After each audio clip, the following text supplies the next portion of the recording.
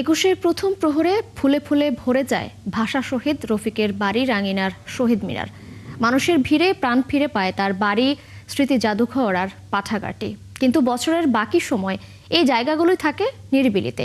তাই নতুন প্রজন্মের কাছে 52 ভাষা আন্দোলন ও ভাষা শহীদদের বীরত্বে গাথা ইতিহাস তুলে ধরার দাবি প্রবীণদের। রনি মিয়ার ক্যামেরায় মানিকগঞ্জ থেকে আরো জানাচ্ছেন মনিরুল ইসলাম মিহির। 52 ভাষা আন্দোলনের প্রথম বীর শহীদ রফিক উদ্দিন আহমেদ। 2000 সালে এই সূর্য সন্তানকে মরণোত্তর 21 পদক দেয়া হয়। মানিকগঞ্জের সিংগাইর উপজেলার পাইল গ্রামে জন্ম নেয়া রফিকের নামে গ্রামটির নামকরণ করা হয় রফিকনগর।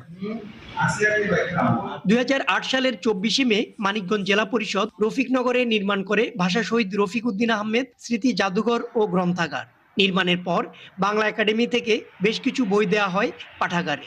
আশপাশের এলাকার মানুষ, বিভিন্ন স্কুল কলেজের শিক্ষার্থীরা মাঝে মধ্যে আসে এই জাদুঘর ও গ্রন্থাগারে। ভাষা আন্দোলনে শহীদ হওয়ার পর এই শহীদ মিনারটা তৈরি করা হয়েছে, ফুল দিয়ে তাকে সম্মান জানানো হয়। তিনি আমাদের মানিকগঞ্জের গর্ব। সবসময় আসা হয় না, তবে 21শে ফেব্রুয়ারির মধ্যে 21শে ফেব্রুয়ারির দিন আমরা সকালে ফুল দিতে আসি। প্রতি বছর ফেব্রুয়ারি মাস এলেই খানিকটা লোকসমাগম বাড়ে রফিকনগরে। ধুয়ে মুছে পরিষ্কার করা হয় জাদুঘর ও গ্রন্থাগারটি, কিন্তু বাকি সময় তেমন একটা গুরুত্ব পায় না এগুলো। শহীদ রফিকের বাড়ির আঙ্গিনায় স্থাপিত শহীদ মিনারটিও পড়ে থাকে নিরিবিলিতে। লাইব্রেরিতে আসে ওই 12 মাসে, মানে ওই এলাকার ছেলেমেয়েরা পড়তে আসে। আর ওই ফেব্রুয়ারি মাস হইলে আর কি বেশি আসে। সারা মাসব্যাপী অনুষ্ঠানটা করলে এই এলাকাটা সমৃদ্ধ হতো।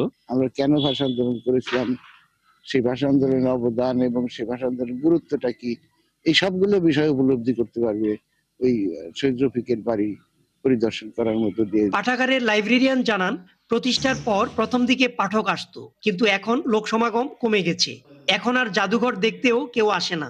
আমরা যদি শহীদ রফিকের স্মৃতি বিজড়িত কোনো জিনিস আরেকটু সমৃদ্ধ করতে পারতাম, তাহলে দর্শনার্থীরা আরো বেশি আসতো, বই পড়তে আগ্রহ হতো। শিক্ষা প্রতিষ্ঠানে ভাষা শহীদদের সম্পর্কে পাঠদানের অভাবে শিশু শিক্ষার্থী ও নতুন প্রজন্ম ভুলতে বসেছে ভাষা বীরদের, এমনটাই মনে করছেন প্রবীণ শিক্ষকরা। রফিক সম্পর্কে শুধু না, ভাষা শহীদদের সম্পর্কে, বাংলা ভাষা সম্পর্কে, দেশ সম্পর্কে জানতে পারে, সেই জন্য তাদেরকে গড়ে তুলতে হবে। কিন্তু আমরা বিনির্মাণের কাজ করি, শুধু অবকাঠামো দিই, কখনোই আমাদের সন্তানদের ভিতরের যে যা জাগলে দেশপ্রেম জাগবে, ভাষাপ্রেম জাগবে, সেটা আমরা জাগ্রত করি না। ভাষার জন্য প্রাণ দিয়েছেন শহীদ রফিক, শফিক, জব্বার, বরকত সহ নাম না জানা আরো অনেক বীর সন্তান। মনিরুল ইসলাম মিহির, 71, মানিকগঞ্জ।